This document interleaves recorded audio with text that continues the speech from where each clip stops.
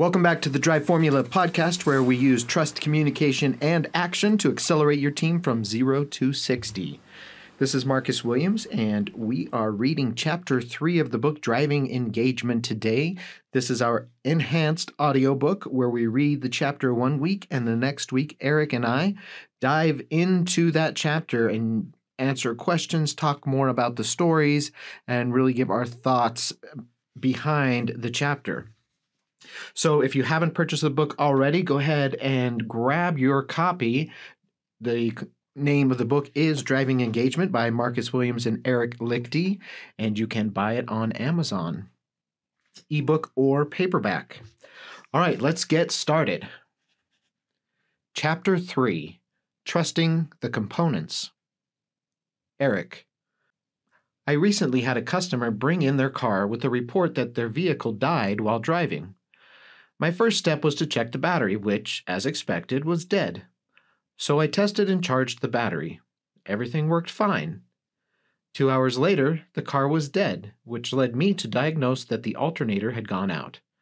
Your car's battery is rechargeable, just like those batteries you use in your remote or your kids' toys. Every time the car runs, the alternator recharges the battery so that your car will start after sitting overnight. I replaced the alternator, and my customers took the car home, everyone confident it was fixed. But then they called me saying the car died again in the driveway. So I dug a little deeper and asked some additional questions. Come to find out, there were cranking and ignition issues. It wasn't just the battery after all. I had been fixing only part of the problem. So, who was at fault in this situation? Both of us. I assumed they had given me all of the information, so I didn't ask any follow-up questions. I made a diagnosis based on what I was told and ended up treating only part of the problem. On the other hand, they didn't do a good job of describing what was going on either. They came to me to fix their problem, but were unable to articulate what that even was, wasting time and money. We had a communication problem.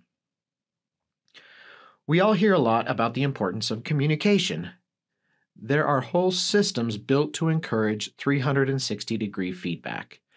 So why do they fail more often than not? Effective communication requires two key components: trust and expectations. Again, when you sit down in the driver's seat every morning, place your drink in the cup holder and adjust the radio from whatever noise your teenager was listening to. You fully trust that the car will start when you turn the key or push the button. You expect your car to get you from home to work. Your car expects you to supply the fuel and input to make that happen. Think about it. What if your car was alive and able to speak to you? What if it talked throughout the entire journey instead of just sending signals to lights on your display? What would it say?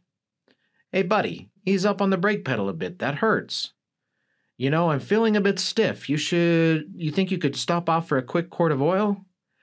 Seriously, my glasses are so dirty I can't even see. How about some washer fluid? Whoa there, I'm feeling a bit naked. You left some of my tire rubber on the street going around that corner. Now, ponder this question. If you were able to provide perfectly honest feedback to your employer without any fear of repercussion or retaliation, what would you say? Do you feel free to say that now? The answer is no, because, well, the answer to that question very rarely happens to be yes. Now, no one is advocating a free-for-all. You may remember the movie Liar Liar starring Jim Carrey, where he was unable to tell a lie. It destroyed his personal and professional relationships. In this context, we are talking about the freedom to provide honest, tactful, professional feedback. You were hired to do a specific job, and you should have the freedom and permission to provide feedback and information pertaining to that job. Every sensor in a car has a purpose. One sensor cannot be substituted for another.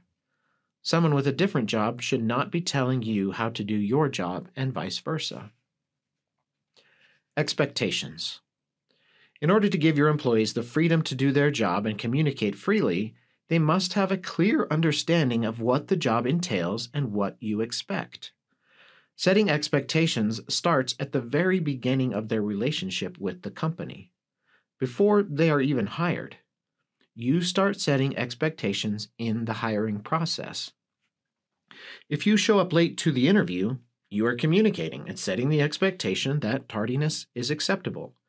If you take a week to respond to an email or phone call, you are setting the expectation that it is okay to ignore messages.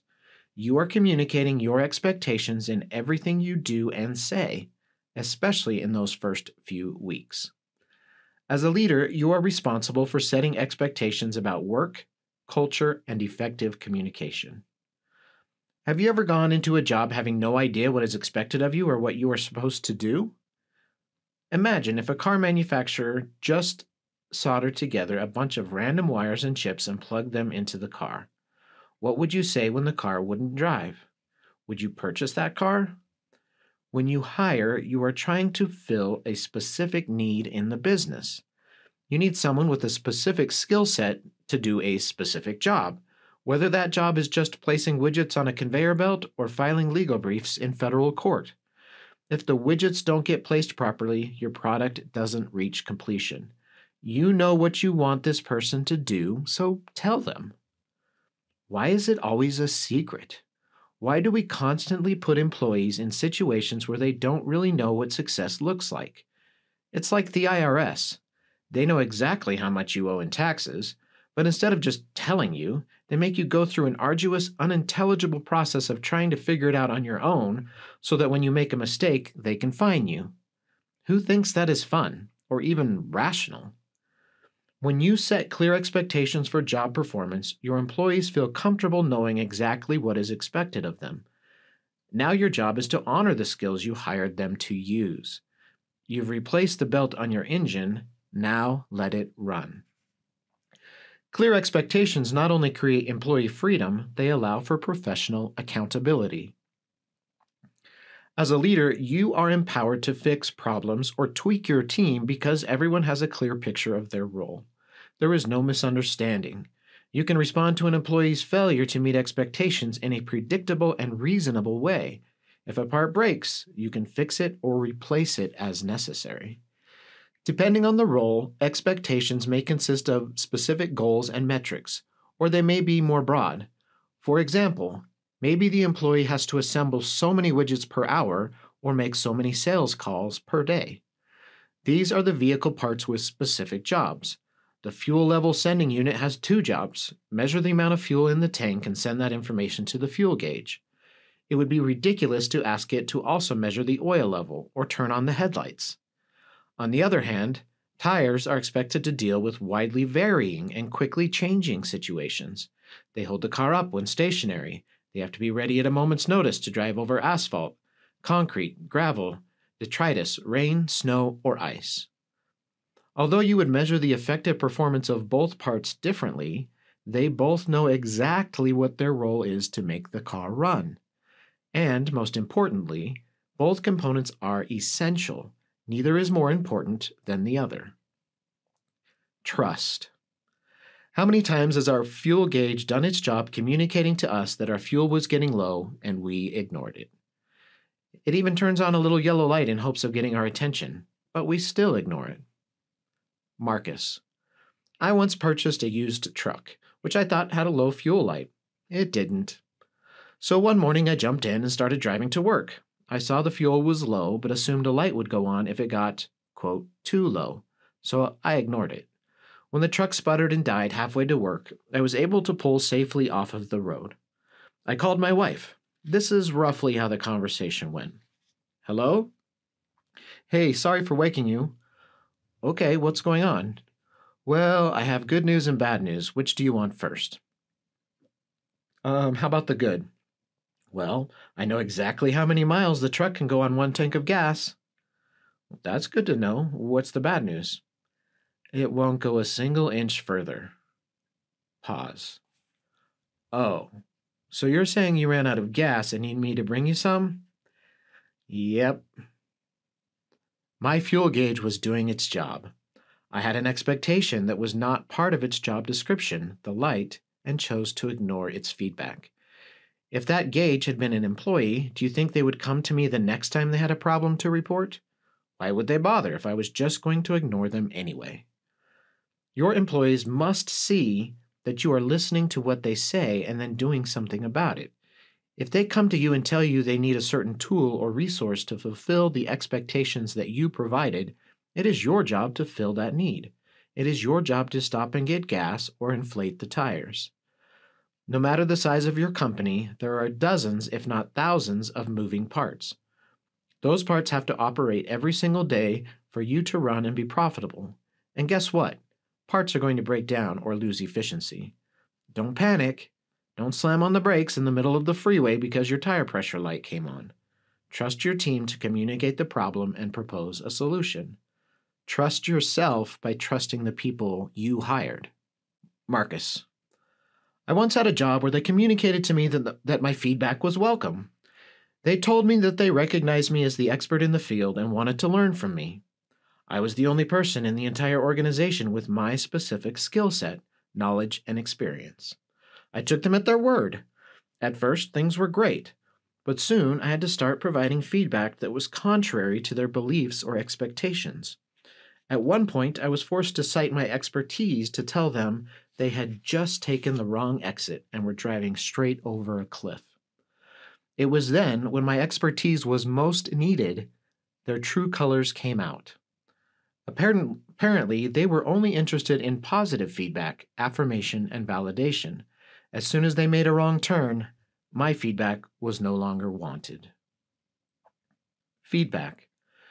When you provide timely and honest feedback regarding your employees' performance, they start trusting that if they haven't heard from you, they must be doing a good job. They know you will tell them if they need work or improvement. Don't wait until the annual performance review to give them a list of things they need to work on. Set an example of open and ongoing communication by providing fair, honest, and timely feedback in a constructive way. You will find that as you have these small conversations, your employees will start opening up as well, providing you the feedback you need to fulfill your expectations. Just as Eric learned with the battery and alternator, don't be afraid to ask questions and dig a little deeper. Find the root of the problem so that you can fix it. Otherwise, you will find yourself spending all of your time on superficial fixes that do nothing to improve your team's performance, culture, or morale. Don't keep driving when the check engine light comes on. Head to the nearest shop and get the diagnostic code. Again, don't panic. It may be as simple a fix as tightening the gas cap, but it also could be something that will cost you hundreds of dollars if you don't take care of it right away.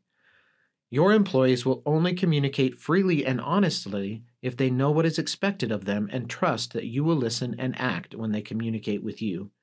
Your car might not be able to speak the way you do, but when there's a problem, you need to listen to what it has to say. All right, folks, that was Chapter 3. I hope you enjoyed it. Go ahead and take some notes, jot down any questions. That's a great reason to purchase the book so that you can write in it as you go. But if you have those questions or comments, leave them in the comment section, or you can send an email to support@thedriveformula.com.